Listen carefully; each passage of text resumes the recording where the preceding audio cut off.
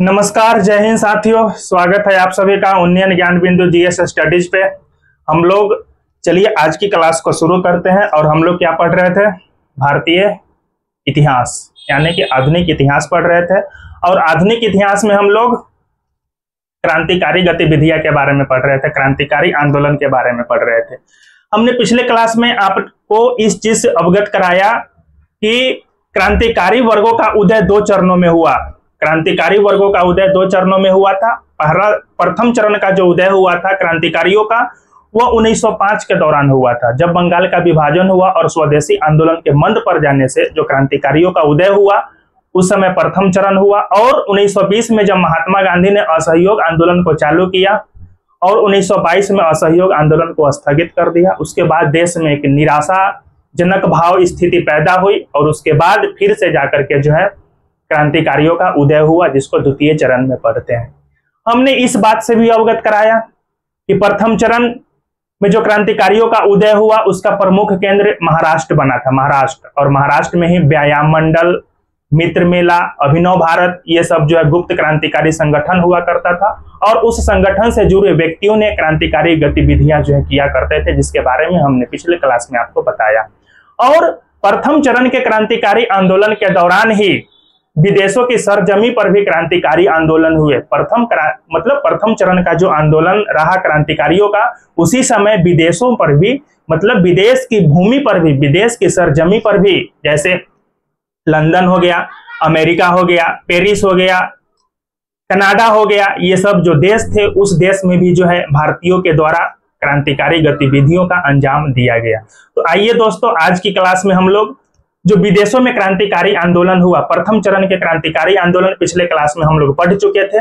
और प्रथम चरण के क्रांतिकारी आंदोलन के दौरान ही जो विदेशी सरजमी पर जो क्रांतिकारी आंदोलन हुए, उस क्रांतिकारी आंदोलन को आज की क्लास में हम लोग पढ़ेंगे। तो दोस्तों, फिर से आप सभी का स्वागत है। और आप लोगों से एक विनम्र निवेदन है कि आपका यूट्यूब चैनल उन्नयन ज्ञान बिंदु जीएस स्टडीज, इसको आप लोग सब्सक्राइब कर दीजिए। और सब्सक्राइब जरूर करें और अपने दोस्तों के बीच शेयर भी करें, ताकि ये वीडियो आपके दोस्तों तक भी पहुंच सके और ज्यादा से ज्यादा लोगों तक जो है ये वीडियो पहुंच सके। तो आइए अभी से जो है बिना समय गवाए हुए लास्ट तक 35-40 मिनट का क्लास होगा। आप एकाग्रता पूर्वक जिस बात पर हम चर्चा करेंगे, एक कहानी के माध्यम से आपको हम समझाते चलेंगे, सीरियल बाय सीरियल समझाते चलेंगे। आपको मेरी बात अवश्य समझ में आएगी, ऐसा हम उम्मीद करते हैं और हम प्रयास भी करेंगे। तो विदेशों में जो क्रांतिकारी आंदोलन हुए, उसका प्रमुख केंद्र आपका बन के उभरा लंदन। सबसे ज्यादा ऐसे विदेशों में क्रांतिकारी आंदोलन लंदन में भी हुए, अमेरिका में भी हुए, कनाडा में भी हुए और पेरिस में भी हुए। लेकिन प्रमुख केंद्र बनकर के कौन उभरा? लंदन। प्रमुख केंद्र बनकर के उभरा लंदन। तो लंदन जो प्रमुख केंद्र बनकर के उभरा, वहां पर क्रांतिकारी गतिविधि को अंजाम दे रहे थे श्यामजी कृष्ण वर्मा। लंदन में क्रांतिकारी गतिविधि को अंजाम दे रहे थे श्यामजी कृष्ण वर्मा। श्यामजी कृष्ण वर्मा ये एक भारतीय मूल के व्यक्ति थे, मतलब भारत के ही रहने वाले व्यक्ति थे। लेकिन ये 1896-97 के आसपास ये लंदन चले जाते हैं। लंदन में जाकर के बस जाते हैं। और लंदन में जब जाकर के बस जाते हैं तो श्यामजी कृष्ण वर्मा को एक लंदन के समाजवादी नेता से इनकी मुलाकात होती है। समाजवादी नेता से मुलाकात होती है। और जिस समाजवादी नेता से मुलाकात होती है उसका नाम रहता है दोस्तों हिडमैन। उसका क्या नाम रहता है? हिडमैन। समाजवादी नेता हिडमैन से मुलाकात होती है और हिडमैन के संपर्क में आते हैं। तो हिडमैन से श्यामजी कृष्ण वर्मा काफी प्रभावित होते हैं, क्योंकि हिडमैन समाजवादी नेता थे। और जो समाजवादी नेता होता है ना, वह समाज के सभी वर्गों के लोगों के बारे में सोचता है, समाज के सभी वर्गों के लोगों के बारे में सोचता है। तो हिडमैन से ही प्रभावित होकर श्यामजी कृष्ण वर्मा ने लंदन में दो संगठन की स्थापना की। एक इंडियन होम रूल सोसाइटी,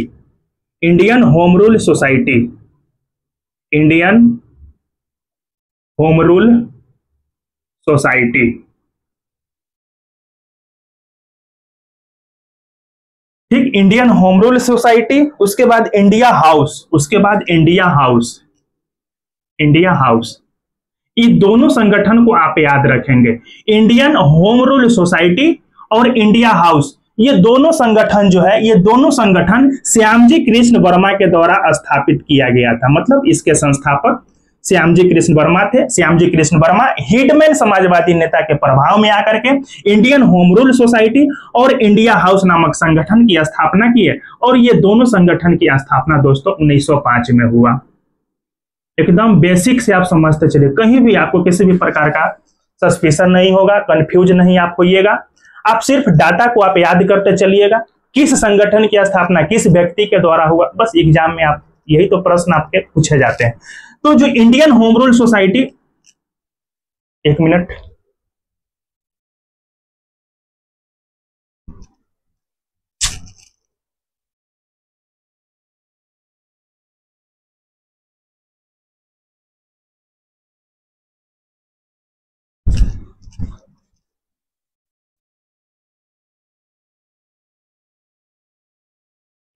जो इंडियन होम रूल सोसाइटी और इंडिया हाउस नामक जो संगठन था, ये श्यामजी कृष्ण वर्मा के द्वारा जो है स्थापित किया गया। ठीक है, यहां तक समझ गए। और श्यामजी कृष्ण वर्मा को भारतीय क्रांतिकारी के जनक भी बोला जाता है। श्यामजी कृष्ण वर्मा को भारतीय क्रांतिकारी के जनक बोला जाता है। भारतीय क्रांतिकारी के जनक या पिता, भारतीय क्रांतिकारी के पिता किसको बोला जाता है? तो श्यामजी कृष्ण वर्मा को बोला जाता है। ये बात आप अपने नोट्स में लिख लीजिएगा, ठीक। और श्यामजी कृष्ण वर्मा ने अपने विचार से लोगों को प्रभावित करने के लिए इंडियन सोशियोलॉजिस्ट नामक पत्रिका भी लिखा था। Shyamji Krishna Verma Indian sociologist, Indian फर्सी दीर्घी में गलती हो सकता है, उस पर आपको ध्यान नहीं देना है, अपना में याद रखेंगे। इंडियन सोशियोलॉजिस्ट नामक पत्रिका जो है किसके द्वारा लिखा गया था? तो श्यामजी कृष्ण वर्मा के द्वारा इंडियन सोशियोलॉजिस्ट नामक पत्रिका को लिखा गया था। और इस पत्रिका के माध्यम से श्यामजी कृष्ण वर्मा अपने विचार को जन जन तक पहुंचाना चाहते थे, लोगों तक पहुंचाना चाहते थे। तो यहां से प्रश्न यह भी बनता है कि इंडियन सोशियोलॉजिस्ट नामक जो पत्रिका था, इंडियन सोशियोलॉजिस्ट नामक पत्रिका, इसके लेखक कौन थे? तो इसके लेखक आपको याद रखना होगा, श्यामजी कृष्ण वर्मा थे। श्यामजी कृष्ण वर्मा थे, ठीक। आगे चल करके इंडिया हाउस संगठन से ही एक व्यक्ति जुड़े हुए थे, मदन लाल धिंगरा। इंडिया हाउस संगठन से ही एक व्यक्ति जुड़े हुए थे, कौन? मदन लाल धिंगरा जो थे ये क्रांतिकारी थे। और मदन लाल धिंगरा इंडिया हाउस संगठन से जुड़े हुए थे। और ये क्या करते हैं? विलियम कर्जन वाइली को गोली मार करके ये हत्या कर देते हैं। विलियम कर्जन वाइली नामक एक अंग्रेज व्यक्ति को गोली मार करके ये क्या कर देते हैं? हत्या कर देते हैं। और हत्या कब करते हैं? तो 1909 में करते हैं। वाइली की हत्या 1909 में करते हैं। जब 1909 में विलियम कर्जन वाइली की हत्या मदन लाल धिंगरा के द्वारा कर दी जाती है, तो मदन लाल धिंगरा को पकड़ करके इन पर मुकदमा चलाया जाता है। और मुकदमा चला करके लंदन में इनको जो है फांसी की सजा सुनाई जाती है, मतलब फांसी पर लटका दिया जाता है। और एक और व्यक्ति थे उधम सिंह, सरदार उधम सिंह। मदन लाल धिंगरा और सरदार उधम सिंह दो ऐसे क्रांतिकारी हुए जिनको फांसी की सजा लंदन में दे दी गई थी। तो आप मदन लाल धिंगरा को भी याद रखेंगे, सरदार उधम सिंह को भी याद रखेंगे। ये दोनों व्यक्ति को फांसी की सजा लंदन में दिया गया था। और मदन लाल धिंगरा किस क्रांति संगठन से जुड़े हुए थे? तो इंडिया हाउस नामक क्रांतिकारी संगठन से जुड़े हुए थे। जब वाइली की हत्या हुआ तो अंग्रेजों ने पता लगाया, ब्रिटिशों ने पता लगाया कि वाइली का हत्या कौन किया, तो मदन लाल धिंगरा ने किया। मदन लाल धिंगरा के ऊपर मुकदमा हुआ, उसको फांसी की सजा दिया गया लंदन में। उसके बाद ये पता लगाया कि मदन लाल धिंगरा किस संगठन से जुड़ा हुआ है, तो पता चला मदन लाल धिंगरा इंडिया हाउस नामक संगठन से जुड़ा हुआ है। अब इंडिया हाउस नामक संगठन से जुड़ा हुआ है, तो इंडिया हाउस नामक संगठन की स्थापना कौन किया? तो पता चला इंडिया हाउस नामक संगठन की स्थापना श्यामजी कृष्ण वर्मा के द्वारा किया गया। तब ब्रिटिशों ने ये पता लगाया कि इंडिया हाउस नामक संगठन की स्थापना श्यामजी कृष्ण वर्मा के द्वारा किया गया है, तो अंग्रेजों ने श्यामजी कृष्ण वर्मा के ऊपर दबाव बनाया। जब अंग्रेजों ने श्यामजी कृष्ण वर्मा के ऊपर दबाव बनाया तो श्यामजी कृष्ण वर्मा को क्या करना पड़ा? लंदन छोड़ना पड़ा। श्यामजी कृष्ण वर्मा जो है लंदन छोड़ दिए, लंदन छोड़ करके चले गए। जब श्यामजी कृष्ण वर्मा को लंदन छोड़ना पड़ा, उसके बाद 1906 में 1906 में इंडियन होम रूल सोसाइटी और इंडिया हाउस नामक संगठन का नेतृत्व बीडी सावरकर ने संभाला। बीडी सावरकर ने संभाला। हमने आपको बताया था कि बीडी सावरकर जो है 1905 के आसपास 1906 के आसपास लंदन गए थे। लंदन प्रवास के दौरान वो लंदन गए थे। तो लंदन जाकर के वो शांति से ऐश मौज करने घूमने नहीं गए थे। बीडी सावरकर जब लंदन गए तो श्यामजी कृष्ण वर्मा के ऊपर जब अंग्रेजों ने दबाव बनाया और श्यामजी कृष्ण वर्मा को लंदन छोड़ना पड़ा, तो बीडी सावरकर ने इस क्रांतिकारी जो संगठन श्यामजी कृष्ण वर्मा के द्वारा स्थापित था, इंडियन होम रूल सोसाइटी और इंडिया हाउस, ये दोनों का नेतृत्व बीडी सावरकर ने संभाला। लेकिन बीडी सावरकर भी ज्यादा दिन तक इस नेतृत्व को नहीं संभाल पाए। आगे चल करके हमने पिछले क्लास में ये बताया था कि बीडी सावरकर के ऊपर जब केस होता है, बीडी सावरकर के ऊपर केस हुआ, बीडी सावरकर को एसएस मौर्य नामक जहाज से वापस भारत लाया गया और बीडी सावरकर के ऊपर मुकदमा चला करके बीडी सावरकर को उम्र कैद की सजा सुना दिया जाता है। मतलब इसको उम्र कैद की सजा दे दिया जाता है बीडी सावरकर को। और बीडी सावरकर को केस क्यों हुआ था, तो ये बात का भी चर्चा किए थे कि अभिनव भारत और व्यायाम मंडल, मित्र मेला, ये सब जो महाराष्ट्र में क्रांतिकारी संगठन था, तो अभिनव भारत जो क्रांतिकारी संगठन था, अभिनव भारत, इसकी स्थापना बीडी सावरकर किए थे। और अभिनव भारत से ही उसी क्रांतिकारी संगठन से जुड़ा हुआ एक व्यक्ति था जिसका नाम था अनंत कान्हरे।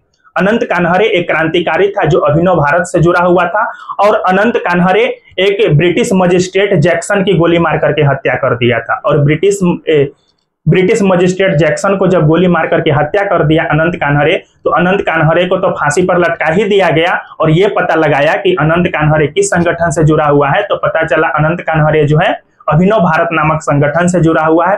अब अभिनव भारत का स्थापना कौन किया, तो अभिनव भारत का स्थापना बीडी सावरकर किए थे। और बीडी सावरकर है कहाँ, तो बीडी सावरकर है लंदन में। तो लंदन से बीडी सावरकर को गिरफ्तार करके एसएस मौर्य नामक जहाज से भारत लाया गया और इनको काला पानी की सजा देकर के अंडमान निकोबार सेलुलर जेल में भेज दिया गया था। आगे चल करके बीडी सावरकर अंग्रेज को माफीनामा लिखते हैं, जिसके तहत इनके उम्र कैद को माफ कर दिया जाता है। और जब ये जेल से रिहा होकर के भारत आते हैं तो एगो हिंदू नामक संगठन से, हिंदू सभा नामक संगठन से जुड़ करके हिंदुत्व के प्रचार प्रसार में बीडी सावरकर लग जाते हैं। ये सब जो कहानी हमने पिछले क्लास में आपको बता दिया था। ठीक, जब बीडी सावरकर को गिरफ्तार करके यहाँ भारत लाया जाता है, उसके बाद जो है ये सब संगठन वहां पे क्या हो जाता है, खत्म हो जाता है। तो ये था दोस्तों लंदन में श्यामजी कृष्ण वर्मा के द्वारा स्थापित इंडियन होम रूल सोसाइटी और इंडिया हाउस। ये सब जितने भी बातें हमने आपको बताया, ये सब जो है आप याद रखेंगे।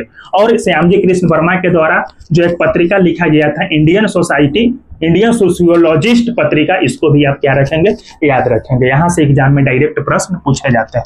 उसके बाद देखिए पेरिस में भी जो है, पेरिस की सरजमी पर भी जो है क्रांति गतिविधियों को अंजाम दिया गया था। पेरिस में क्रांतिकारी गतिविधि को अंजाम दे रही थी मैडम भीखाजी रुस्तम कामा। मैडम भीखाजी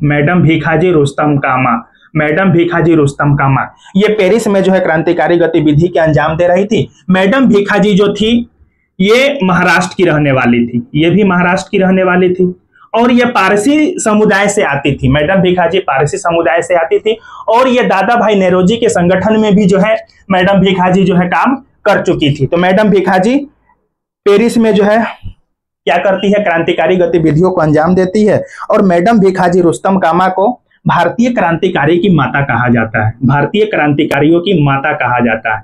भारतीय क्रांतिकारियों की दोस्तों माता कहा जाता है किसको, मैडम भीखाजी कामा को। और वहीं पिताजी की बात करें तो क्रांतिकारियों के पिता, अभी थोड़ी देर पहले हमने आपको बताया श्यामजी कृष्ण वर्मा। तो श्यामजी कृष्ण वर्मा को भारतीय क्रांतिकारी के जनक के रूप में जाना गया, तो वहीं मैडम भीखाजी रुस्तम कामा को भारतीय क्रांतिकारी के माता के रूप में जाना गया। मैडम भीखाजी कामा एक ऐसी महिला हुई जो विदेश की सरजमी पर तिरंगा फहराने का काम की, मतलब भारतीय तिरंगा को विदेश की सरजमी पर फहराया। और विदेश की सरजमी कहाँ पे फहराया, तो जर्मनी में फहराई। जर्मनी में मैडम भीखाजी कामा तिरंगा फहराने का काम की थी। और जर्मनी के स्टुटगार्ड में सन 1907 में वहां पर जर्मनी के स्टुटगार्ड में क्या हो रहा था, तो अंतरराष्ट्रीय कांग्रेस समाजवादी का सम्मेलन हो रहा था। स्टुटगार्ड में अंतरराष्ट्रीय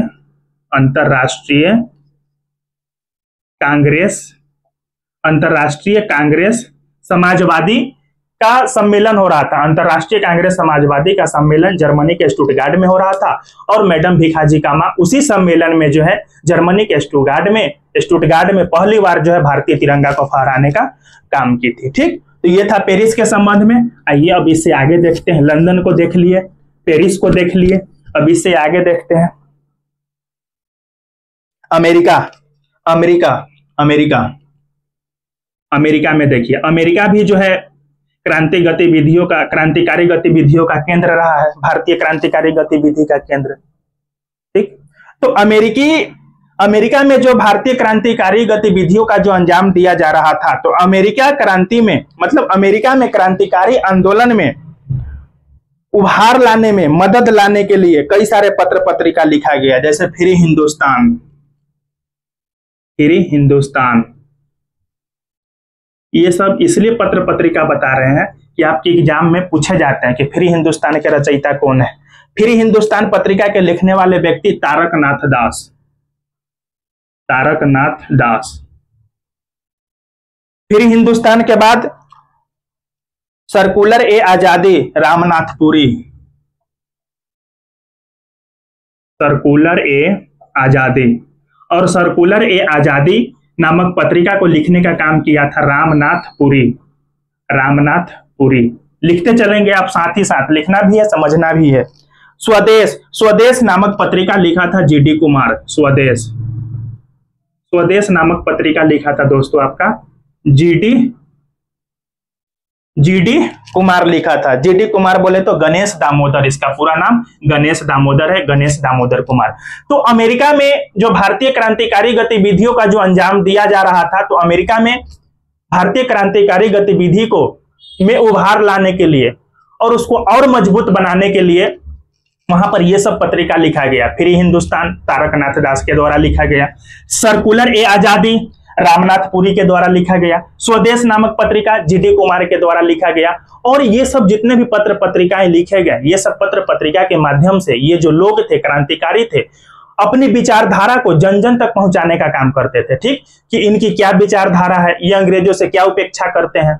ठीक है, तो ये अपनी विचारधारा को पहुंचाने के लिए, लोगों तक पहुंचाने के लिए ये सब पत्र पत्रिका जो है लिखा गया। तो ये सब पत्र पत्रिका को क्या रखेंगे, आप याद रखेंगे। उसके बाद अमेरिका में ही गदर पार्टी का स्थापना हुआ। गदर पार्टी अमेरिका में ही दोस्तों गदर पार्टी की स्थापना हुआ। ये भी एक क्रांतिकारी संगठन था, और गदर पार्टी की स्थापना लाला हरदयाल के द्वारा किया गया। लाला हरदयाल आपके एग्जाम में प्रश्न पूछे जाते हैं, गदर पार्टी के संस्थापक कौन थे, तो लाला हरदयाल थे। और वही गदर पार्टी की स्थापना की बात करें तो 1913 में किया गया, 1913 में। और कहां पर किया गया, तो अमेरिका के सेंट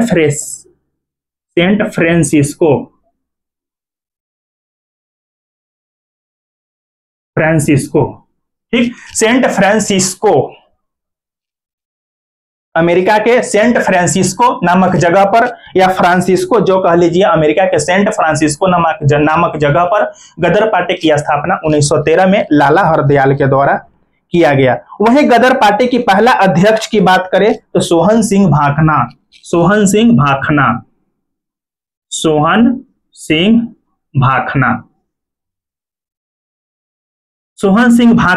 गदर पार्टी के प्रथम अध्यक्ष था। ये क्या था दोस्तों, प्रथम अध्यक्ष था सोहन सिंह भाखना। और वहीं प्रथम महासचिव की बात करें तो लाला हरदयाल जो थे, ये संस्थापक के साथ साथ प्रथम महासचिव भी थे। ठीक, प्रथम महासचिव भी थे। मतलब आमतौर पर किसी पार्टी का जब संगठन होता था, जो संस्थापक होता था, जो स्थापना करता था, वो अध्यक्ष वगैरह नहीं बनता था। अध्यक्ष आप देखेंगे दूसरे ही व्यक्ति को बनाया जाता था। तो गदर पार्टी की स्थापना लाला हरदयाल के द्वारा अमेरिका के सेंट फ्रांसिस्को नामक जगह पर किया गया 1913 में, और इसके जो अध्यक्ष सोहन सिंह भाखना को बनाया गया। और वहीं लाला हरदयाल जो थे प्रथम महासचिव बने, कौन सी पार्टी के, गदर पार्टी के। ठीक, 1913 में गदर पार्टी की स्थापना तो हुई ही 1913 में, लाला हरदयाल के द्वारा क्रांतिकारी गतिविधियों को अंजाम दिया जा रहा था, और 1913 में इसकी स्थापना होती है। आगे चल करके क्या होता है दोस्तों, 1914 से लेकर के 1918 1914 से लेकर के 1918, 1914 में हो जाता है प्रथम विश्व युद्ध की शुरुआत, और प्रथम विश्व युद्ध की शुरुआत 1914 में होती है, जो कि 18 तक चलता है। जब प्रथम विश्व युद्ध की शुरुआत हुआ तो ब्रिटिश ने, मतलब ब्रिटेन ने, इंग्लैंड ने अपना पूरी शक्ति प्रथम विश्व युद्ध के दौरान झोंक दिया। मतलब प्रथम विश्व युद्ध में अपना पूरी शक्ति लगा दिया। पूरा जो है ब्रिटेन उधर बिजी हो गया, प्रथम विश्व युद्ध में ब्रिटेन व्यस्त हो गया। जब ब्रिटेन उधर प्रथम विश्व युद्ध में उलझ गया तो इधर गदर पार्टी के संस्थापक लाला हरदयाल ने सोचा, और गदर पार्टी से जुड़े हुए जितने भी क्रांतिकारी थे, इसने सोचा कि अभी ब्रिटेन उधर प्रथम विश्व युद्ध में उलझा हुआ है, इसी दौरान जो है हम क्रांतिकारी गतिविधि को अंजाम देंगे और भारत को अंग्रेजों से आजाद करवा लेंगे, मतलब भारत को अंग्रेजों से मुक्त करवा लेंगे। लेकिन होता क्या है, इस पार्टी की स्थापना तो अमेरिका में हुआ। अमेरिका शुरुआती दिनों में जब विश्व युद्ध शुरू हुआ तो अमेरिका शुरुआती दौर में किसी के पक्ष में नहीं था, लेकिन बाद में अमेरिका ब्रिटिश के पक्ष में आया, मतलब ब्रिटेन के तरफ से अमेरिका लड़ने के लिए आया। जब प्रथम विश्व युद्ध में अमेरिका ने ब्रिटेन का साथ दिया, अंग्रेजों का साथ दिया, तो सबसे पहले अमेरिका ने जब ब्रिटेनों का साथ दिया, ब्रिटिशों का साथ दिया, तो जो गदर पार्टी अमेरिका में संचालित हो रही थी, उस गदर पार्टी को अमेरिका ने अवैध घोषित करार दिया। मतलब जब तक अमेरिका ब्रिटेन के पक्ष में नहीं था, तब तक गदर पार्टी अमेरिका में चला, वहां से क्रांतिकारी गतिविधि को अंजाम दिया जा रहा था। लेकिन जैसे ही अमेरिका ब्रिटिश के पक्ष में आया, अंग्रेजों के पक्ष में आया, तो अमेरिका ने गदर पार्टी को ही क्या कर दिया, अवैध घोषित करार दे दिया। जब गदर पार्टी को ही अवैध घोषित करार दे दिया अमेरिका, और अमेरिका में ही ये संगठन चलाए जा रहे थे, तो गदर पार्टी समाप्त हो गया। और क्या होगा, समाप्त हो गया। ठीक यही था गदर पार्टी के बारे में, गदर पार्टी समाप्त हो गया।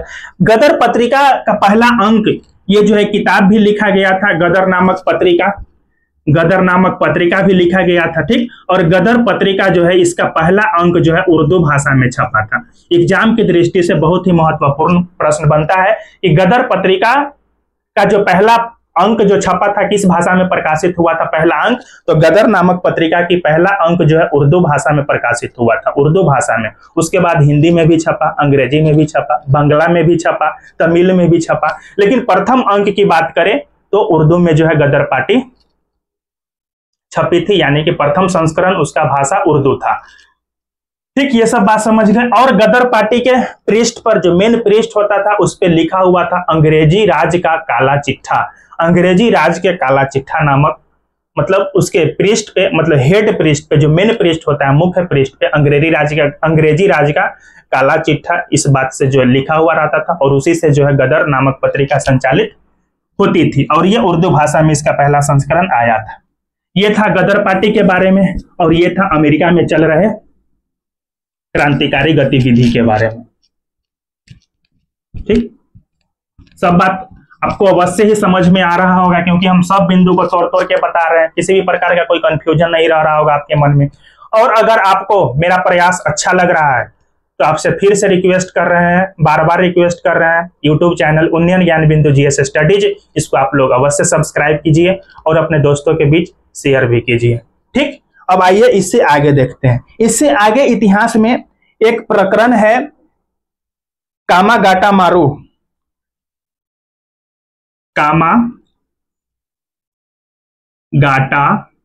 मारू इतिहास में एक बहुत ही महत्वपूर्ण प्रकरण है, कामागाटा मारू प्रकरण।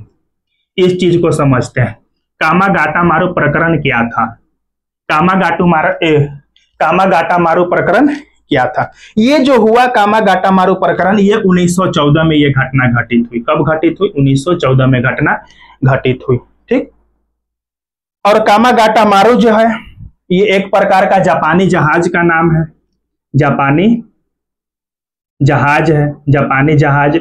और ऐसा जापानी जहाज जो जल में हो, मतलब जलीय जहाज आप देखे ही होंगे, वही जलीय जहाज से संबंधित ये कामागाटा मारू एक प्रकरण है, उसको हम लोग समझते हैं। तो अभी आप जानते हैं कि पूरे विश्व की बात करें तो सबसे ज्यादा दबदबा वाला देश कौन है? साधारण तौर पे सोच लीजिए अमेरिका। अमेरिका जो है सारे देश के ऊपर अपना दबदबा बना करके रखता है। तो 1914 के आसपास जो यहाँ पर कामागाटा मारू नामक प्रकरण हुआ है, इस समय जैसे अभी अमेरिका का दबदबा बना हुआ है, ठीक उसी प्रकार उस समय जो है ब्रिटेन का दबदबा था। ब्रिटेन का दबदबा सारे देशों पर हुआ करता था और सारे देश के नेता या सारे देश के लोग जो भी फैसला लेते थे ब्रिटेन के दबाव में आकर के लेते थे, ब्रिटिशों के दबाव में आकर के जो लेते थे। तो कामागाटू, सॉरी इतना ना बड़ा का इसका नाम है, कामागाटा मारू नामक जो प्रकरण है, कामागाटा मारू, उसी चीज से जो संबंधित है, इसको जो है हम लोग समझेंगे।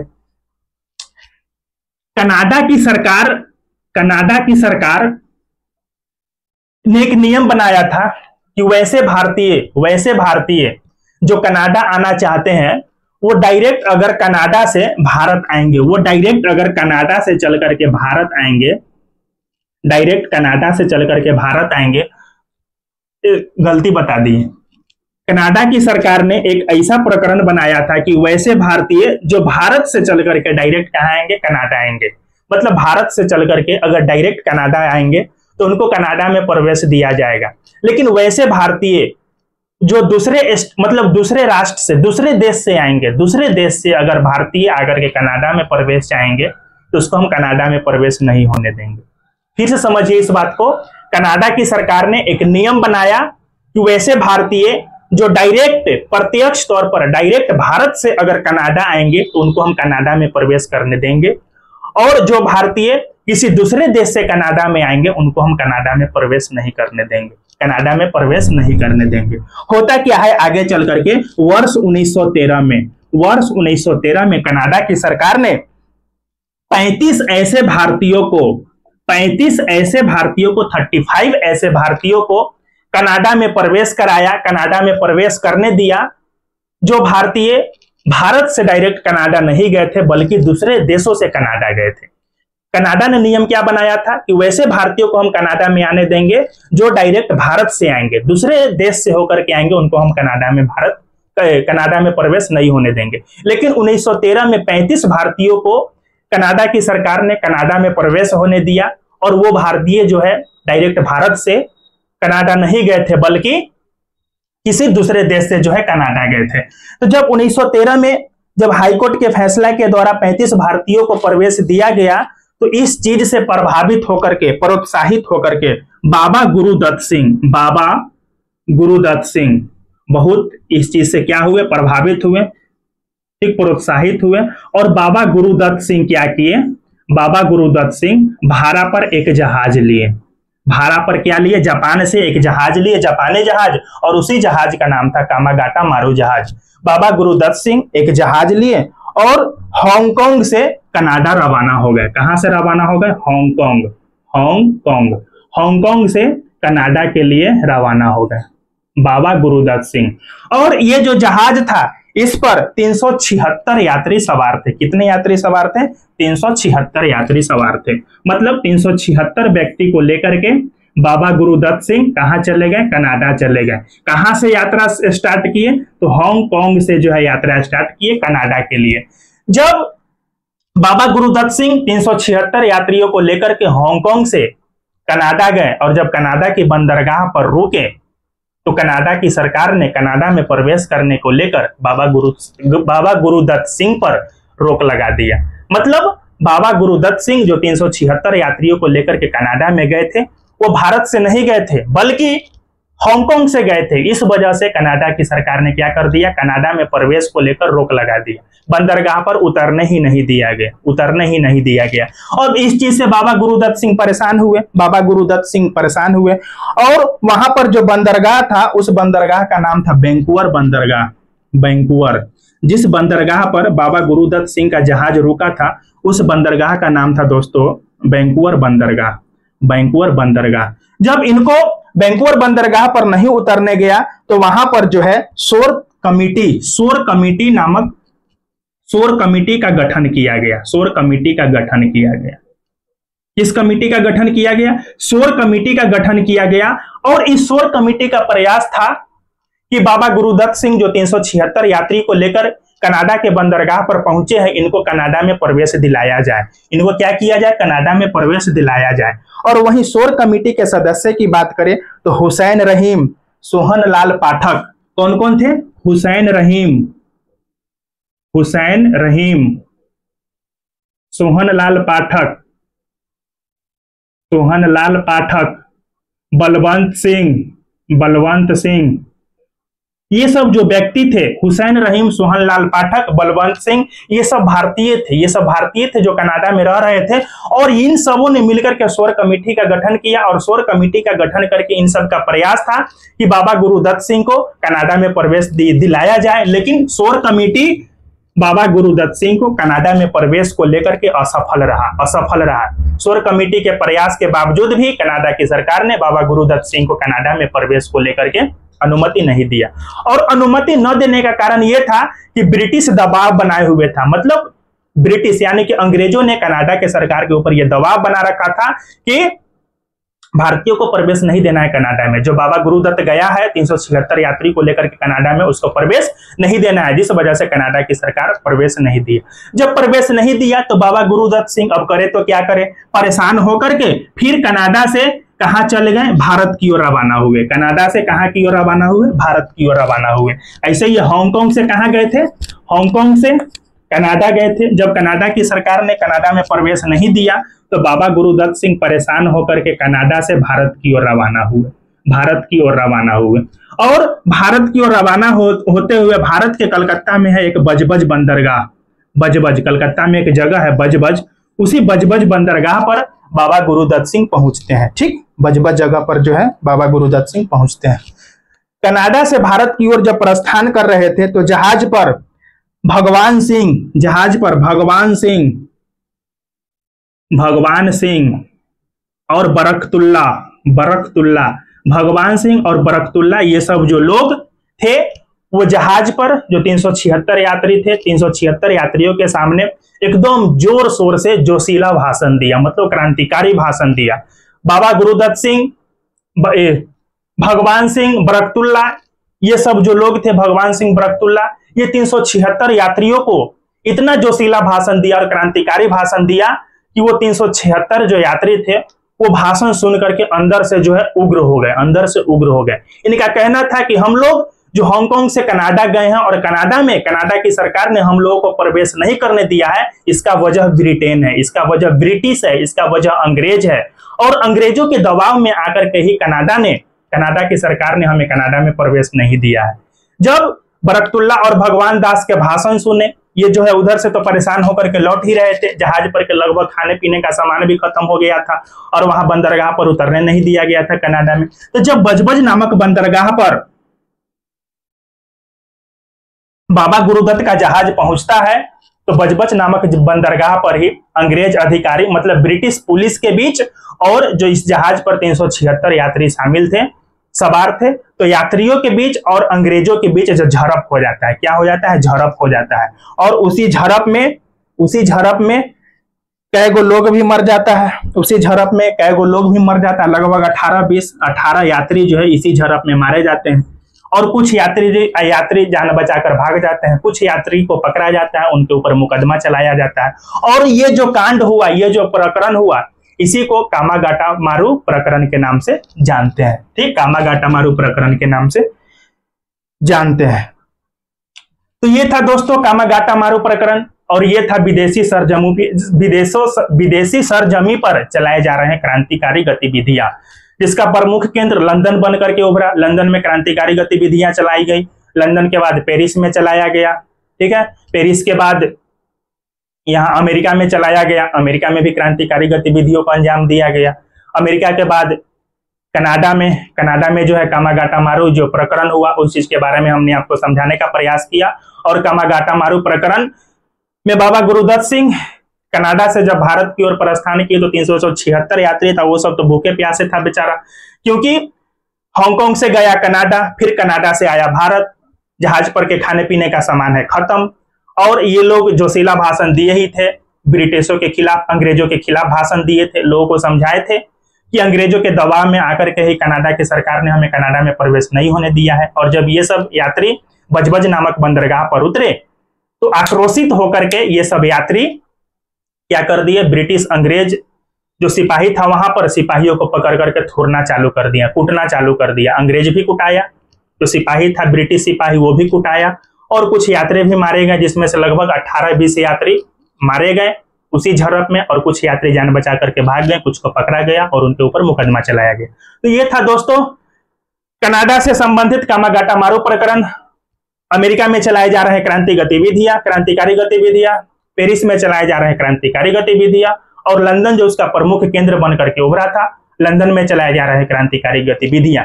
ये सब जितनी भी विदेशी सरजमी पर जो क्रांतिकारी गतिविधियां हुई, ये क्रांतिकारियों का जो प्रथम चरण था, प्रथम चरण के आसपास ही हुआ है। प्रथम चरण जो 1905 से लेकर के 1914-15 तक जो चलता है, प्रथम चरण के क्रांतिकारी आंदोलन उसी के दौरान चलता है। अब आगे चल करके क्या होता है, 1915 में महात्मा गांधी भारत आते हैं, इस चीज से तो आप अवगत हैं। 1917 में चंपारण सत्याग्रह करते हैं, 1918 में अहमदाबाद मिल हड़ताल करते हैं, उसके बाद 1918 में ही खेरा नामक सत्याग्रह करते हैं। 1918 में खेरा के बाद फिर 1920 में असहयोग आंदोलन का प्रस्ताव पारित होता है। उसके बाद 1 अगस्त 1920 को असहयोग आंदोलन चालू करते हैं। 1922 में चौरी चौरा नामक जगह पर हिंसात्मक कार्रवाई होता है, जिसमें पुलिस थाना को घेर करके सारे क्रांतिकारी लोग जो है आग लगा देते हैं, आंदोलनकारी लोग, और उसमें जो है पुलिस लोग मारे जाते हैं। 22-23 सिपाही जिंदा जल करके थाना में मर जाता है। तो चौरी चौरा नामक घटना की वजह से महात्मा गांधी 1922 में असहयोग आंदोलन को स्थगित कर देते हैं, असहयोग आंदोलन को वापस ले लेते हैं, जिसके बाद देश में एक व्यापक सा रोष पैदा होता है। और जब व्यापक सा रोष पैदा होता है तो फिर से जाकर के 1924 के आसपास से क्रांतिकारियों का उदय होता है, जिसको क्रांतिकारी के दूसरे चरण कहते हैं। तो प्रथम चरण आपका समाप्त हुआ। प्रथम चरण के अंतर्गत जो भारत में गतिविधियां चलाई गई उसको देखा आप लोगों ने, विदेशों में चलाई जा रही गतिविधियां थी उसको देखा। अब क्रांतिकारियों के द्वारा जो चलाई जा रही गतिविधियां दूसरे चरण के अंतर्गत जो पढ़ेंगे, जो 1924 में फिर से क्रांतिकारियों का उदय हुआ, उसको हम लोग अगले क्लास में पढ़ेंगे। उसको हम लोग द्वितीय चरण के अंतर्गत पढ़ेंगे। उसमें हम लोग को भगत सिंह के बारे में पढ़ना है, चंद्रशेखर आजाद के बारे में पढ़ना है, सुखदेव के बारे में पढ़ना है, राजगुरु के बारे में पढ़ना है, राम प्रसाद बिस्मिल के बारे में पढ़ना है, काकोरी कांड के बारे में पढ़ना है। तो ये सब जितने भी प्रकरण हुए क्रांतिकारियों के द्वारा घटना को अंजाम दिया गया, इसको हम लोग द्वितीय चरण में पढ़ेंगे। तो ठीक है साथियों, आज की क्लास को यहीं पे रोकते हैं, मिलते हैं अगले क्लास में। अगर मेरा क्लास आप लोगों को अच्छा लगा हो तो उन्नयन ज्ञान बिंदु जीएस स्टडीज आपका अपना यूट्यूब चैनल, इसको आप लोग अवश्य सब्सक्राइब कीजिए, अपने दोस्तों के बीच शेयर कीजिए, ताकि वीडियो आपके दोस्तों तक भी पहुंच सके और उनको भी लाभ मिल सके। ठीक है दोस्तों, मिलते हैं अगले क्लास में। जय हिंद।